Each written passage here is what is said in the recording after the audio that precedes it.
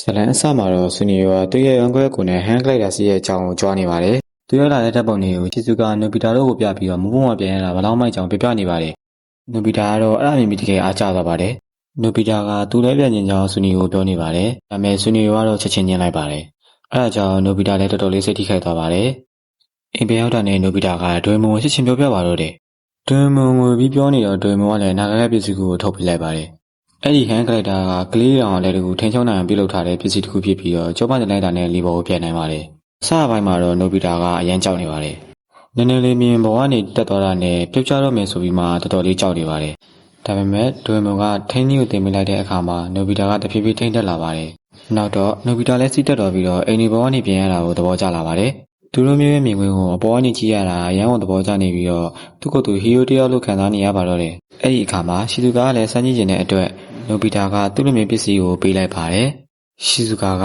နိုဘီတာလက်ထောင်ပို့ပြီးတော့ကောင်းကောင်းပြန်တန်းနိုင်ပါတယ်။ဒါပေမဲ့နိုဘီတာကမနာလို့ဖြစ်ပြီးမှမြင့်ရင်ပြန်မလို့တဲ့အချိန်မှာလေပင်တစ်ချက်တိုက်လာပြီးတော့နိုဘီတာကမထင်ချုံနိုင်တော့ပဲတဖြည်းဖြည်းမြင့်ကိုတက်သွားပါတယ်။ပြီးတဲ့အခါမှာဂျိုင်းယန်ဝင်တိုက်သွားပြီးတော့ဂျိုင်းယန်တီတာကိုခံလိုက်ရပါတယ်။ပြီးတော့နိုဘီတာကဆူနီကိုကြွားဖို့လုပ်နေတဲ့အချိန်မှာပဲ